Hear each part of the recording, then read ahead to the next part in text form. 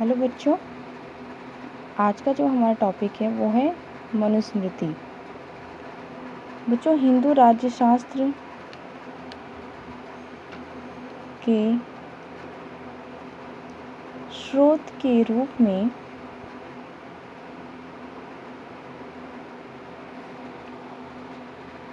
मनुस्मृति का महत्व। बच्चों, आप लोगों के एग्ज़ाम में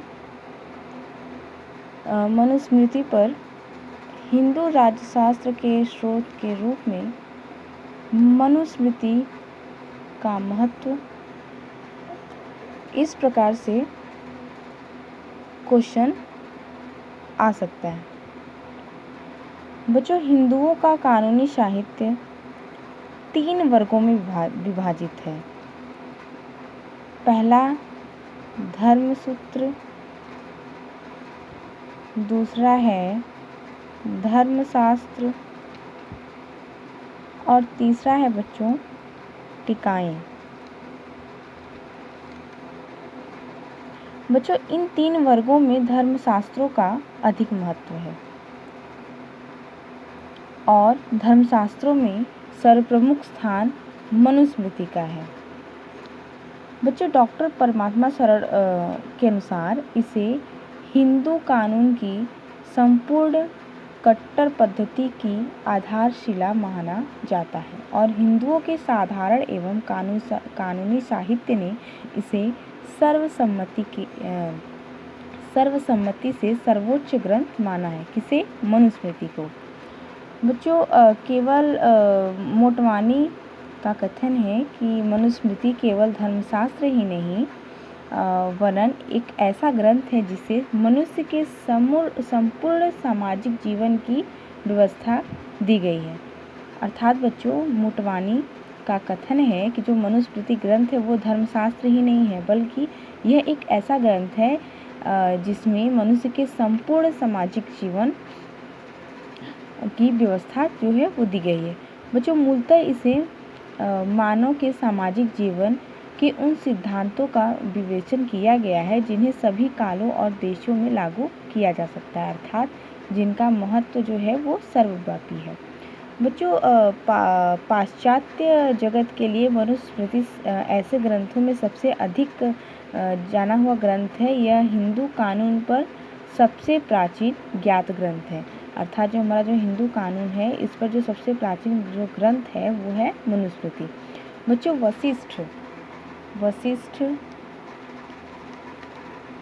और गौतम ग्रंथों में मनु के विलुप्त ग्रंथ के उदाहरण दिए गए हैं। यह बात मनुस्मृति की प्राचीन का अनुसमर्थन करती है। बच्चों, मनुस्मृति की रचना कब हुई यह निश्चित रूप से कहना कठिन है। इसमें ऐसे श्लोक और विचार हैं जो अति प्राचीन प्रतीत होते हैं और महाभारत में भी कई स्थानों पर मनु आता है। बच्चों, प्राचीन हिंदू परंपरा के अनुसार मनु मनुष्यों का प्रथम राजा था। मनु जो था वो मनुष्यों का प्रथम राजा था। यद्यपि मनु के वचन या श्लोक अति प्राचीन थे परंतु समय बीतने पर उन्हें वृद्धि होती रही और अंत में वर्तमान मनुस्मृति या धर्मशास्त्र के रूप में संग्रहित कर लिए गए। जो बच्चों बहुत बाद की रचना है। बच्चों, मनुस्मृति में प्राचीनता धर्म ग्रंथों का प्रमाण देते हुए रचयिता अत्रि, वशिष्ठ, गौतम और शौनक का उल्लेख किया गया है। बच्चों, मनुस्मृति बौद्ध युग के बाद की रचना है जिस पर मैक्स मूलर का अभिमत है कि मनुस्मृति जो थी वो 4वीं शताब्दी के बाद लिखी गई। बच्चों, जो मैक्स मूलर हैं इनका कथन है कि जो मनुस्मृति की जो रचना है वो 4वीं शताब्दी में की गई थी। बच्चों डॉक्टर जॉली ने इसे याज्ञवल्क्य स्मृति से पूर्व लिखा गया ग्रंथ माना है। जबकि बच्चों जो डॉक्टर जॉली हैं इन्होंने कहा है कि ये जो मनुस्मृति ग्रंथ ये याज्ञवल्क्य स्मृति से पूर्व लिखा गया ग्रंथ है। पर याज्ञवल्क्य स्मृति की रचना ईसा की प्रथम या दूसरी शताब्दी के पूर्व नहीं मानी जा सकती। बच्चों इस विषय में डॉक्टर काशी प्रसाद जायसवाल का मत सर्वमान्य प्रतीत होता है। काशी प्रसाद जायसवाल का जो मत है वो सबसे सर्वमान्य प्रतीत होता है, जिनके अनुसार मनुस्मृति की जो रचना है वो ईसा से 2 शताब्दी पूर्व तथा 2 शताब्दी बाद के मध्यकाल में हुई। बच्चों अब जान लेते हैं कि मनुस्मृति में कितने अध्याय हैं। बच्चों मनुस्मृति में 12 अध्याय हैं। कितने? 12 अध्याय हैं, जिनमें वर्णित मुख्य विषय इस प्रकार हैं। अर्थात जो मनुस्मृति है इसमें 12 अध्याय हैं। अब बच्चों मैं आपको 12 अध्याय का नाम बताऊंगी। बच्चों जो सबसे पहला अध्याय है वो है संसार की उत्पत्ति, और जो दूसरा अध्याय है वो उसमें है जातक कर्म विधि संस्कार विधि ब्रह्मचर्य। और बच्चों जो तीसरा अध्याय है वो है पंचमहायज्ञ, और जो चौथा है वो स्नातक या गृहस्थ आश्रम के नियम है उसमें। और जो 5वां अध्याय है बच्चों उसमें भक्ष्य या अभक्ष्य पदार्थ का वर्णन किया गया है। हमारा जो छठा मनुस्मृति में जो अध्याय है वो है वानप्रस्थ तथा संन्यास आश्रम, इस विषय में उसमें वर्णन प्राप्त होता है। बच्चों जो 7वां अध्याय है वो है व्यवहार के मुकदमों का निर्णय या कर ग्रहण आदि राजधर्म उसमें वर्णित किए गए हैं।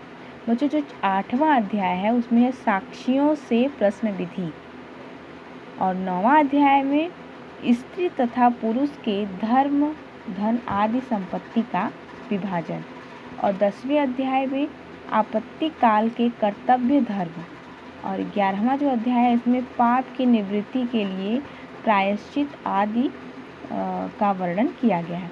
और जो सबसे अंतिम अध्याय है 12वां, उसमें मोक्ष या आत्मज्ञान का वर्णन किया गया है। बच्चों एक बार फिर से ये 12 अध्याय को आप लोगों को मैं बता देती हूँ कि कौन कौन से अध्याय हैं मनुस्मृति में।